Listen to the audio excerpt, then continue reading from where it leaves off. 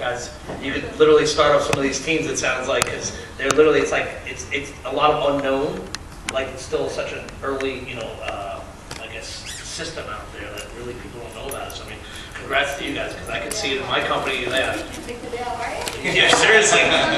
Yes. Thank you, guys. There's some food outside if you like some. And out that hallway. We're going to hold on our auditor until he's running a little late. He had to go to one of his another district. So we're going to go to the superintendent report at 8:17. Good evening, everybody. It is truly amazing how time marches on.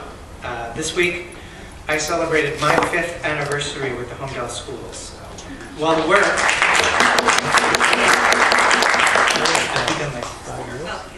the work is often exhausting, all it takes is a few moments in a classroom or in any location in which children and young people are learning and growing to feel energized. As I've said before, this is a truly special school district blessed with many gifts. Among these are amazing children, a talented staff, and committed parents. A perfect recipe for excellence. And as I reflect on my tenure here, I'm as excited today about what lies ahead as I was on February 24th, 2014, my first day on the job. As referenced in my recent Sunday messages to our parents, social and emotional learning has been front and center for students in our schools over the last month. As we examine and evaluate issues related to the social, emotional, and psychological health of all students, as is the intent of one of our district goals this year, it's worth drawing attention to the harassment, intimidation, and bullying report I will deliver to the board in a few moments. As the small number of cases investigated this month may suggest that more frequent programming of the kind that we have had can make a difference in the kinds of behaviors that lead to such investigation. Our leadership team will continue to look at that. With that said, Random Acts of Kindness Week was a huge hit at Village School thanks to the efforts of Character Edna and Bucket Filling Brenda, who involved students in a Random Acts of Kindness challenge by inviting them to pull a predetermined act of kindness from an envelope and then to perform it at some point during the day. The school also participated in a You've Been Racked activity, R-A-K, Random Act of Kindness, partnering with students at SATS. The villagers had the opportunity to decorate a blank card with a positive affirmation on it. And these cards were sent over here to SATS to the counselors who placed them in the lockers of recipients. The students at SATS enjoyed being racked so much that they sent notes over to Village School and returned the favor, where those notes were then read in the morning announcements. Not to be outdone by their younger counterparts in terms of Random Acts of Kindness, the Holmdel High School Youth Alliance held a rack luncheon for staff to show their appreciation for all that the staff does and offers them. The Alliance has also asked students to share acts of kindness they have witnessed, which are being displayed on the Youth Alliance bulletin board. Indian Hill just completed a 2-week Look for the Good campaign, which was designed to emphasize gratitude and kindness. As we know, gratitude and mindfulness are closely related, and as such, Indian Hill's work furthered our efforts to implement mindfulness practices. During the campaign, students on all grade levels participated each day by posting things that they were grateful for on the school's gratitude wall. Inspiring morning announcements were read each day of the campaign, and students also had the opportunity to stand on a gratitude spot which were around the school, sharing something for which they were thankful whenever they stood on one of the spots. We've brought one of those spots with us tonight, so if anybody from the public gets up for public comment, perhaps you'd like to say something that you're grateful for. To help Indian Hill students transform their gratitude into kindness, teachers and students handed out kindness cards whenever they saw the good in someone.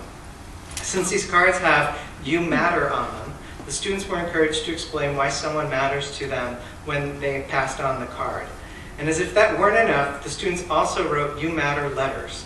The purpose of the letters was for students to practice sharing their gratitude with someone who matters to them.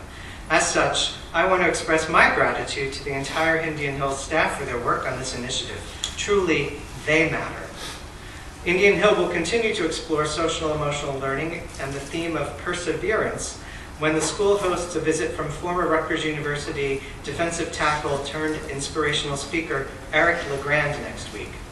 I've heard Eric speak, and his story of battling back from a fractured C3 and C4 cervical vertebrae and from the resulting paralysis from the neck down is truly inspiring. LeGrand is a great example of what it means to have a growth mindset, and I am sure that our students will enjoy hearing from him. Faculty and staff from across the district are also getting in on the gratitude action, with sentiments of gratitude being shared via Google that will eventually end up on a virtual gratitude wall. Finally, under the district goal of social, emotional, and psychological health, all students in grades 7 through 12 shared in exploring the topics of overcoming adversity and coping skills through our peer leadership program. The student-led discussions focused on an activity called Famous Failures, exploring the stories of exceedingly successful people who at first failed, such as Michael Jordan, Albert Einstein, and J.K. Rowling, just to name a few. One of the things we are trying to impart on students throughout the district is the power of adding the word yet whenever they say they can't do something.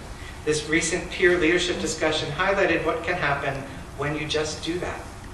Shifting to the district goal focused on increasing the practice of collecting and using accurate data to inform decisions. Our staff members in grades 1 through 8, as well as teachers of Algebra 1, have been very busy analyzing winter map data. At the district level, we've been looking at the data in a variety of ways, including the percentage of students who have met growth projections, predictions of state assessment performance this year, and a comparison of the 2018 versus 2019 mean RIT scores from the winter administration. It appears as though the benchmark series is having a positive impact, as the grade levels that have had this program in place for 2 years have seen more mean growth since last year than those that are using benchmark for the first time. We would expect to see this continue as benchmark expands into 4th and 5th grade this year, and as teachers in grades K through 5 become more adept with using it, and as students reap the benefit of this standards-based program. In mathematics, the predictions for state assessment performance increased over 2018 predictions in every grade, with substantial increases in grade 4, 10% increase in grade 4 over last year, and grade 5, a 7.9% increase. These are grades in which we were very intentional about rostering classes with cluster grouping. We also set a class size limit, thanks to the board's help with bringing on some new staff, and we also increased time allotted for math instruction and interventions in a new rotating 4th and 5th grade schedule. It's great to see data that affirms the decisions that we are making for all students. We continue to review quarterly data on grades, with the second quarter results remaining pretty consistent with those reported after marking period 1. For example, of all the grades earned in marking period 2, 52% of them at the high school were A's, with 64% and 81% of those earned at SATS and Indian Hill respectively, also A's or A+.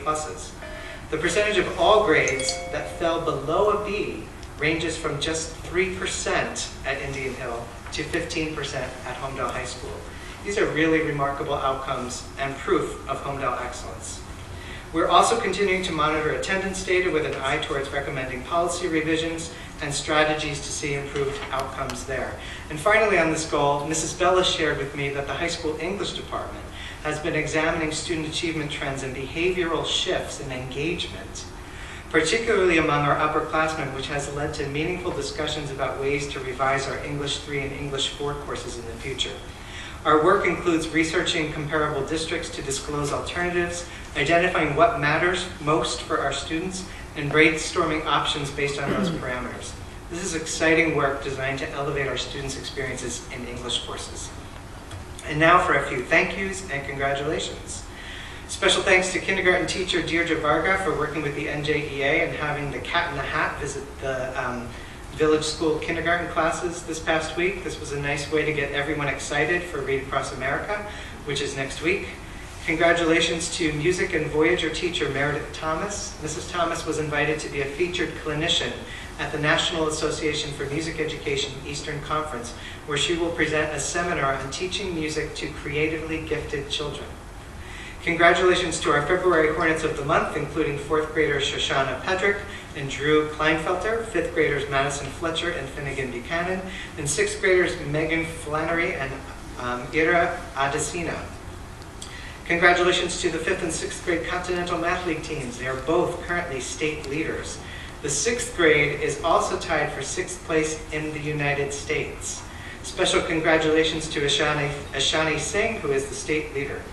Congratulations to the SAT Students of the Month, Needy Nair, Andrew Harrison, Avery Tetro, Ryan Nee, and Jack Ponte. Congratulations and good luck to both the SATS Math League and SATS Science Olympiad teams who will be participating in upcoming state finals later this month. Congratulations to all of our winter sports athletes. Both the boys and girls high school basketball teams are playing in the quarterfinals of the Central Jersey Group 3 Championships tonight. We are wishing them good luck. I'm waiting for a text at any moment to find out how we're doing. Oh wait, there's a text right now. Not quite yet. We are wishing them good luck. Congratulations to our wrestling team for finishing the season 20-11 and qualifying for the state playoffs. Congratulations to our ice hockey team on an outstanding season and making it to the state semifinals in their group. And congratulations to our winter track athletes who continue to perform very well. We look forward to hearing about individual accolades as all shore and all state teams and the like are announced, and you can count on seeing Hornets among those listed. SATS 2 has had a great winter sports season. The wrestling team placed 4th overall at their season-ending league tournament, while the boys basketball team won 5 of their last games to finish the season 10-8 in overall, and a first-round win at the Run for the Roses tournament. Last and certainly not least, our girls basketball team remains undefeated, 17-0, and will play in the quarterfinal round of the Run for the Roses tournament next Thursday, March 7th, down at St. Rose in Belmar. So if you're around, it'd be a great thing to see. The girls have played great. I've seen them play this year. They've really been fantastic. Finally, congratulations to Holmdel High School Teacher and Students of the Month, Mr. Ambrose, Ethan Josephson, and Natalie White. As always, I want to close with a few notes of my own gratitude and/or the gratitude of our principals. Mr. Howard asked me to thank the Village School PSA for coordination of 2 fun-filled bingo nights for our students and families. I think Mr. Howard enjoyed getting back in touch with playing bingo with kids since this is his first year at Village School. Mrs. Marino asked me to send out a huge thank you to the Indian Hill PLG for contributing to having the Eric LeGrand Assembly. She also asked me to give the PLG another huge shout out for providing students with art materials used to produce Valentine's Day cards for the Senior Center, and for also providing this year's Battle of the Faculties t-shirts. The staff is hoping that these t-shirts will bring them luck this year, and in fact I think the t-shirt designs have become another competition within the competition.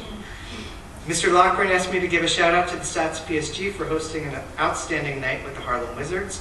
While the teacher all-star team lost a heartbreaker at the buzzer, over $12,000 was raised to support the students and staff of the SATS school. And finally, Mr. Scalacci asked me to give thanks to PTSO for continuing to support high school initiatives. A big thank you for their willingness to this year also provide shirts for staff competing in the Battle of the Faculties. And lastly, thanks to everyone for supporting our staff and our students in all they do. Thank you. And I have an enrollment report. At Village School, we have 780 students. Indian Hill, 761. SATS, 523. Holmdel High School, 959, for a total of 3,023. So we continue to be on the rise. And I have an HIB report. As I addressed in my superintendent's report, we've only had 1 case of HIV investigated during the last month, or since our last meeting. It was a case here at SAT school, and it was found to be substantiated. All other schools were HIV-free since January 30th. Thank you so much. Can I have a show of hands to accept the superintendent report? And I was going to hold it till the end, but I would like to take this opportunity to say thank you to Dr. McGarry and Mr. Petrizzo for responding to the bus accident and singing along the Little Shark song. I'm sure that you still can't get out of your head, and you never will. Yes, and we won't sing it now. Don't sing it now. The Baby Shark song. So thank you, and sorry, Dr. McGarry, for not bringing you cake today for the happy anniversary. I'm not doing carbs. No, okay, excellent. At this point in the meeting, he's not here, right? No. At this point in the meeting, we'll have our committee reports. Mrs. Mrs. Averati, would you like to start?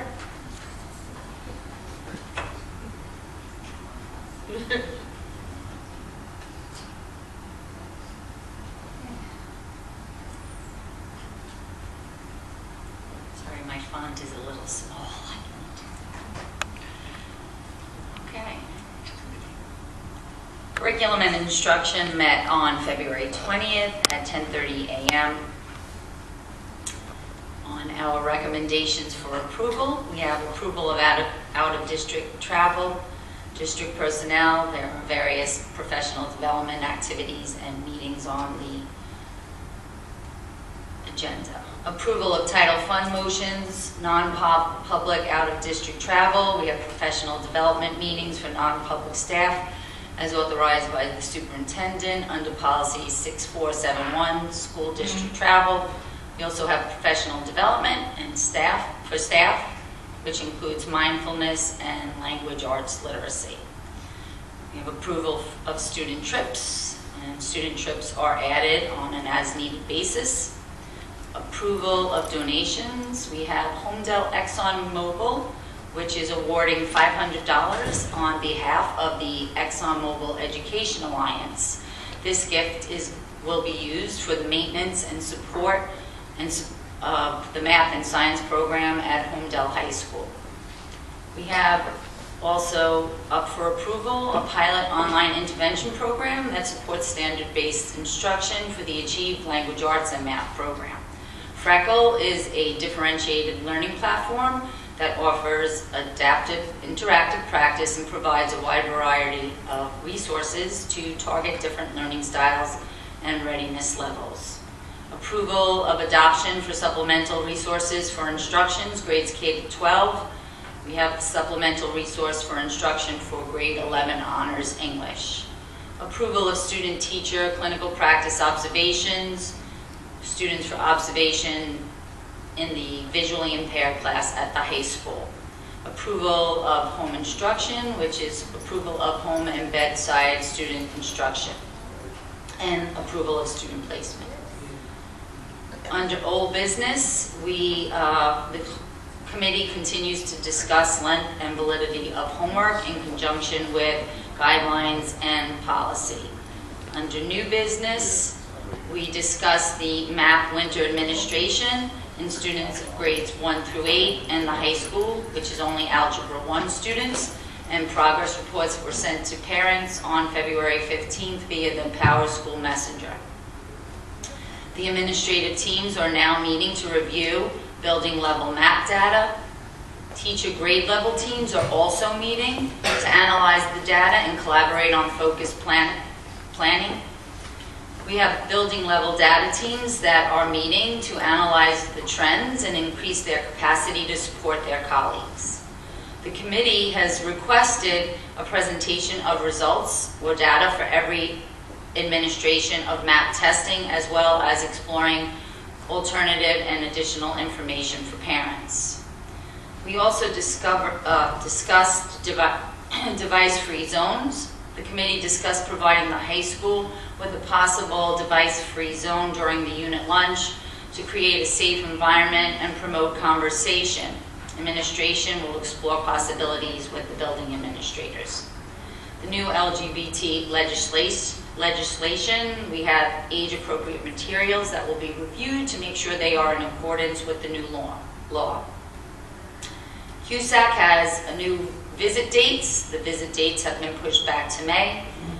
Items for the good of the order, none. Our next meeting dates, we have 2 tentatively scheduled, one for March 27th at 3:15 p.m. and one for April 26th at 3:15 p.m. Should I do my other one? Yes, that would be great. Thank you so much. Because people aren't tired. Okay. I have a question. Oh, I'm sorry. Okay. Hey, so on the homework, I know we've been discussing for a while. Has there been any feedback from teachers or students, or like I know we've been discussing it a while, but has there been any, not changes, but like recommendations or observations or? For what topic? You were saying homework after lengthy discussion. I know it goes back to last year that we've been talking about. Like, has there been any results, I guess, or any data? Like, okay, there's a lot of homework. There's a little homework. You know, like. it's ongoing, and they are diligently working on it. There's a lot of things in progress, it's just not ready to be, you know, taken to the next step, I guess. I'm just saying, this has been, I mean, we're in March, and we've been talking about it since last year, and still talking about it. We're not. I'm just saying, okay, We're not let's, just you know. talking about it, there are things that are Right, getting okay. done, so. I'm just saying, by the time we know it, 30 days from now, basically, she's graduating, you know, like, you know, Jessica's out, you know, like, she's already picking next year's classes, so this year's already lost, that's all I'm saying, like, next thing we know, we'll be in September again, then November comes again, and then we're gonna be talking about it again, and just, you know, just a constant circle. So next, I'm sorry. so we'll take that into consideration, but if you wanted to get that, I'm sure you could have emailed Lori, she would have told you a little bit more specific. No, I know, but I'm just saying, Than what she could present here, because we're not at the point of Okay. like changing policy, and once we get to the point of changing policy. Right, I know, but we were banging this around for, you know, I was on the committee last year, and we talked about it, and talked about it, and talked about it, and here we are, we're in March, so, that's it. I have to say, it is past just the talking stage, though. There are a lot of things that are ongoing, so. Spending a lot of hours. Those kids spending a lot of hours, you know, I'd want things to be changed, or if the policy says one thing and kids are at home spending how many hours you might be spending, that sort of stinks, you know? And then what if there's no, you know, positive outcome from it? You know, they're already in school 8 hours a day, or 6 hours, whatever it is, so I'm glad, thank you. You're welcome. Okay, anything else? Okay, BG&S, Buildings, Grounds, and Safety Committee met on February 20th as well at 9 a.m. There's a lot of overlap with B&F, so I'll try to be concise. I know we have a lot of the same notes. So the Holmdel 2020 referendum, which is the bulk of our agenda, we have 4 projects: door replacement, the gym HVAC, Rogie Field stadium lighting, and the roofing replacement. Those all have closeout documentation that has been provided to the architect and are being reviewed for completeness. The field reconstruction at SATS and the high school. Several items that were outstanding were installed in January, namely the scoreboards, electrical gear, field irrigation, manifold enclosure, new stairs, some of the fencing. Completion of the other project components that were set back due to record rainfall in the past few months will occur in the spring. Our interior renovations and exterior site renovations at Indian Hill and Village with the construction documents complete bid package 1 was advertised on February 14th. A pre-bid meeting is scheduled for February 22nd. Addendums are scheduled to be released on March 8th, and the bid opening date is scheduled for March 20th. Our exterior site additions and renovations and interior alterations at SATS and the high school. Construction documents are in progress, and the advertisement for bid package 2 is scheduled for March 28th. A pre-bid meeting is scheduled for March 7th. Addendums are scheduled to be released on March 18th, and the bid opening date is set for March 28th. Therefore, the current BOE meeting, which is scheduled for March 27th, will most likely change to April 3rd. So plan accordingly. Our traffic study, Dolan and Dean have completed the traffic study, which includes the impact of South Holland Road. The report has been reviewed, and the results are going to be provided to the township. Due to ongoing referendum work that will be taking place over the next few years and will be constant at our SATS High School complex, the traffic pattern will constantly be changing, so the traffic study will be revisited once our construction is completed. ESIP, or our Energy Savings Improvement Plan, updated since last month. All punch lists have now been cleared, all construction is completed, and the only thing remaining is that paperwork for the incentive programs are being processed and submitted. We have a next committee meeting scheduled for March 28th at 6:30 p.m. Thank you, Ms. Dunbar. You have a question? Just a quick item, can we just summarize the destination the engineer came from on South Holland that you had referenced and referred. So we summarized what the result was of their study. For which, I'm sorry, which study? The stop sign. The traffic study? Right, she referenced the traffic study, the stop sign, his, There was summary. I don't know if it was a stop sign, it was a non-turn on red sign. Yeah. I'm sorry, yeah. No turn on. Yeah, we're going to have a presentation, but I mean, if you would like to say what it said. Just a That short was story sent of what around. he summarized. They were finding on that. The finding was that there's no need for it, to have a no turn on red during the hours. It didn't find an engineering or traffic For basis for 23 that. hours. It's And not the right. report is going to be sent to the township. Thank you, thank you.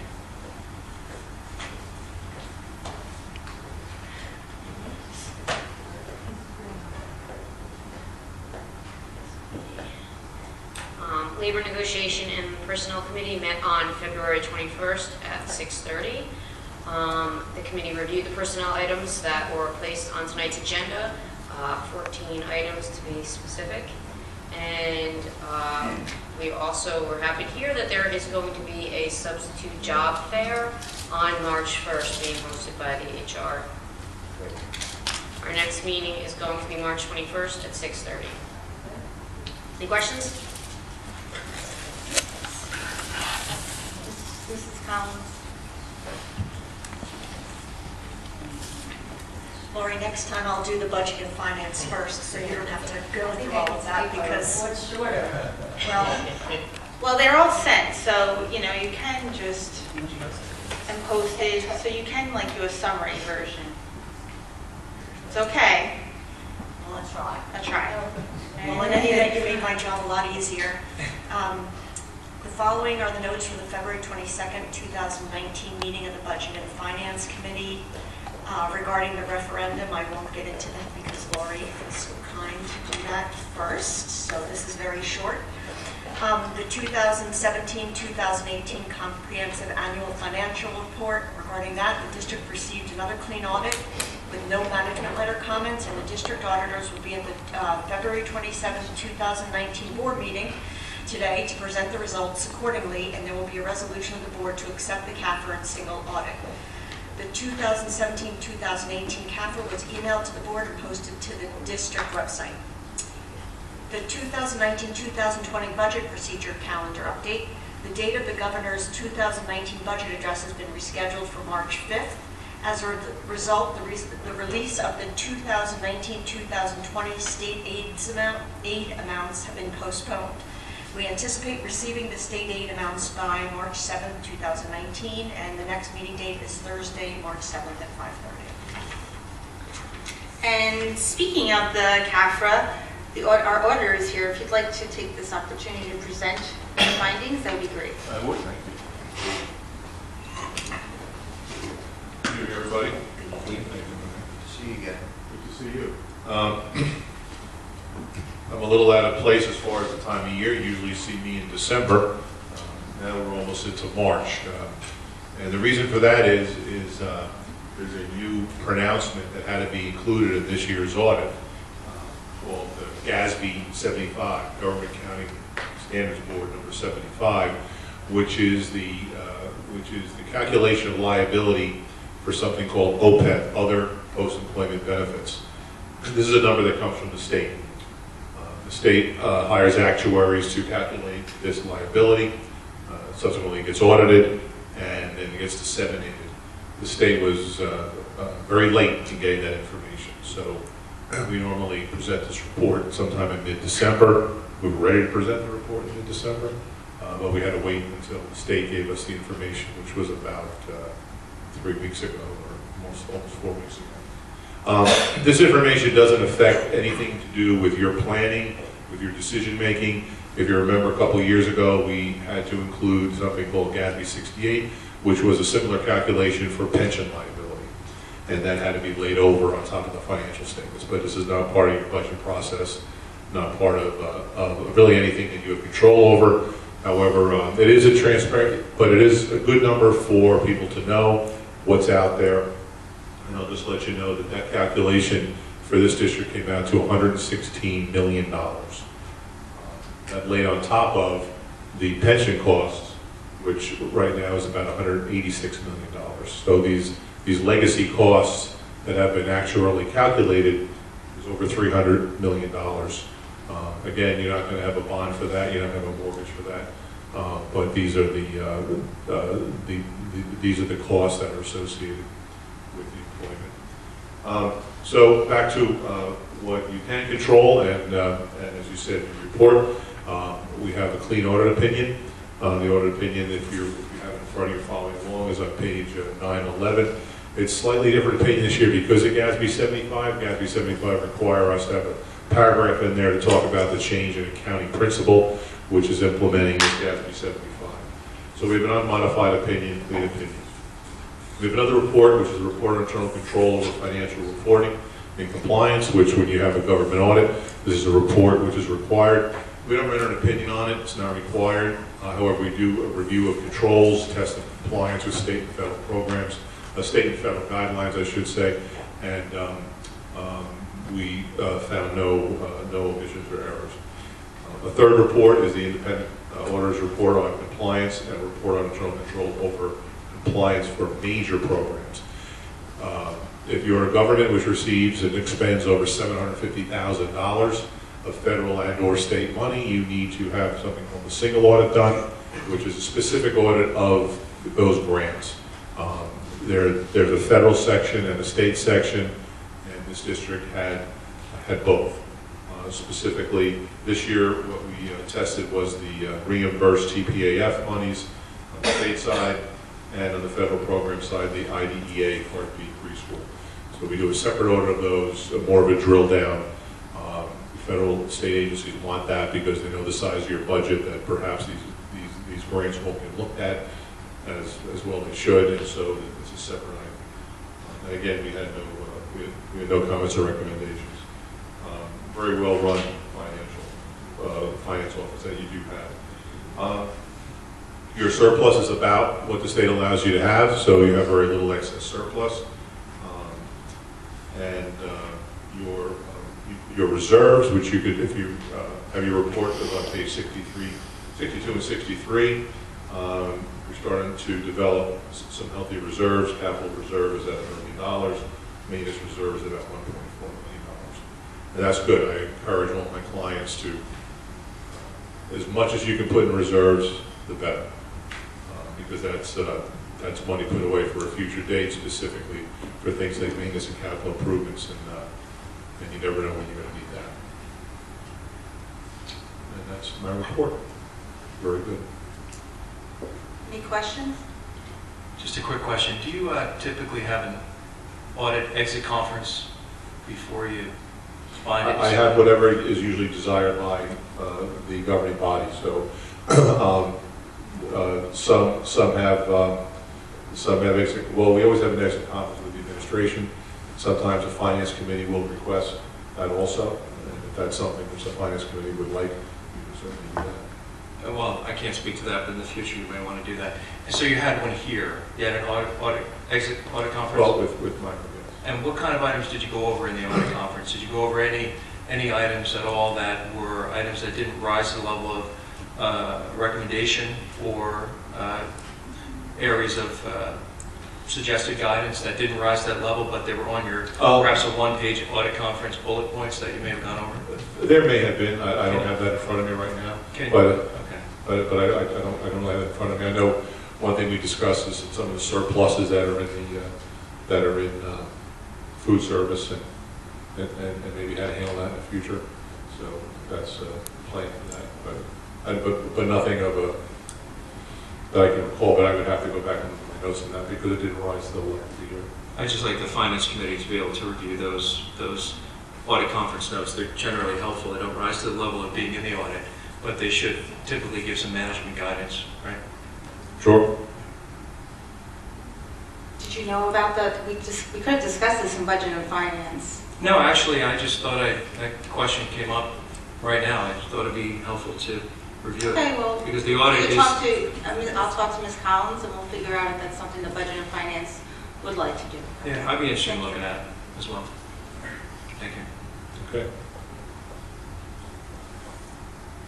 Anything else? No, thank you so much. Okay, thank you. Thank you, Michael. Trizzo, again, for a clear audit.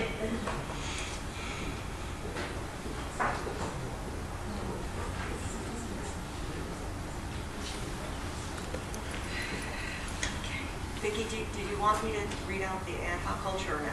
If you would like to. Sure. It doesn't matter. Yeah, I just thought since we were a budget and finance, I No. wanted to go there. Absolutely. Go ahead.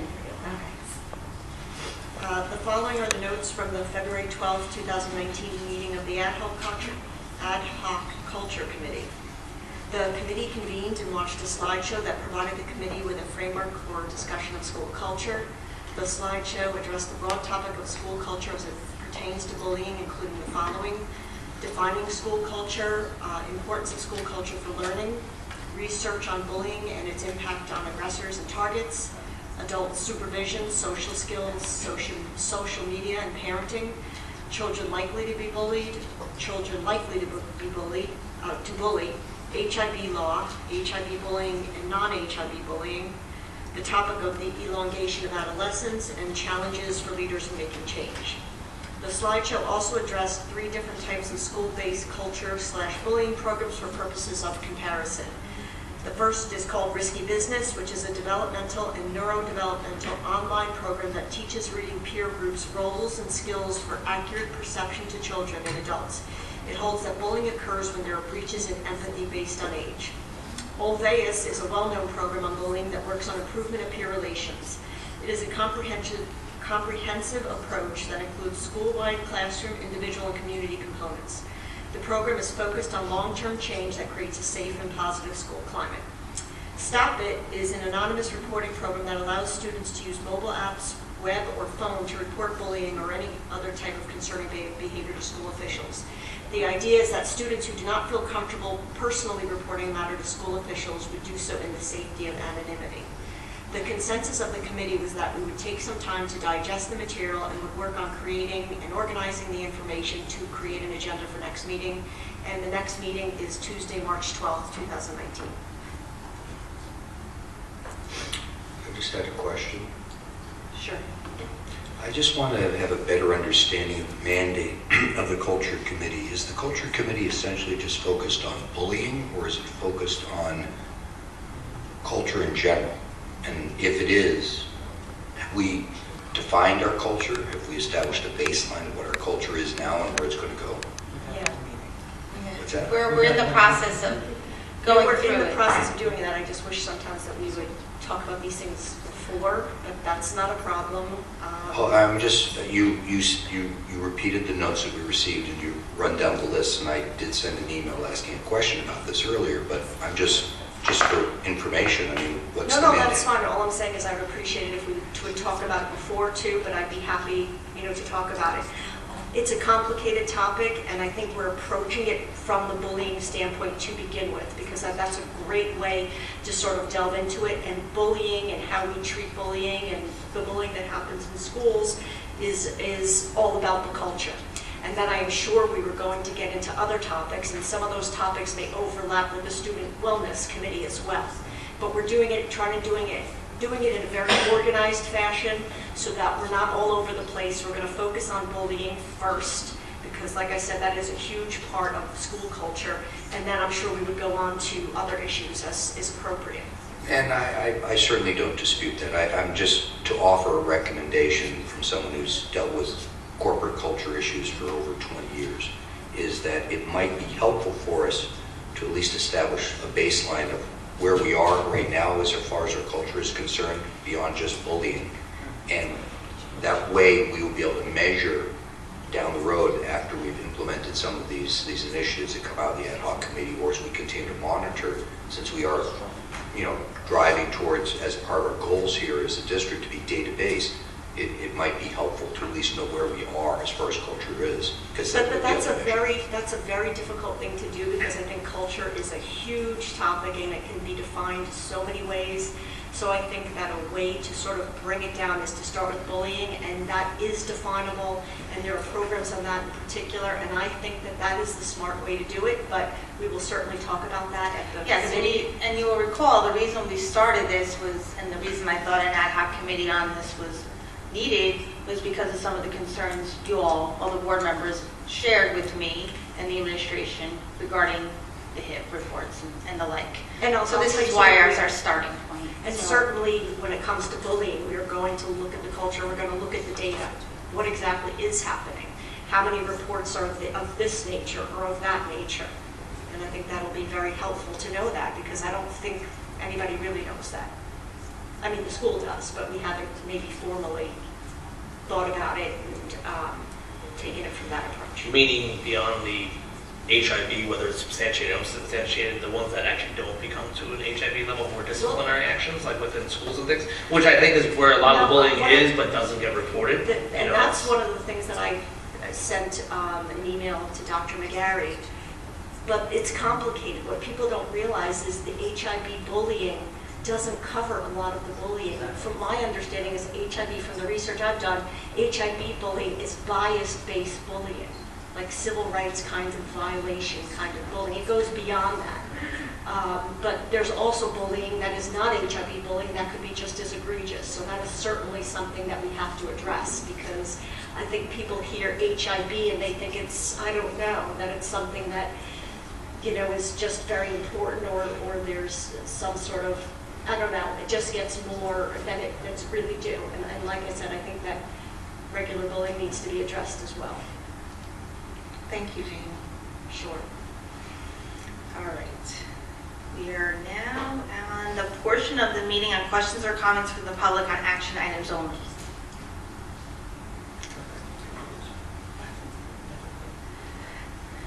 Seeing none, we're going to move to the action items. Can I have a motion for action items number 1 through 8 and 10 through 37? Move. Second? Discussion? Seeing none, may I have a roll call, please? Ms. Flynn. Yes. Mrs. Bremonti. Yes. Mr. Saka. Yes. Mrs. Lou. Yes. Mr. Reddy. Mr. Reddy. Yes, abstain number 14. Mrs. Amorati. Yes. Mrs. Collins. Yes. Mr. Wall. Yes. Mr. Foster. Yes. Motion passes. Thank you. Resolution number 9, Mr. Sacco, can you please read it?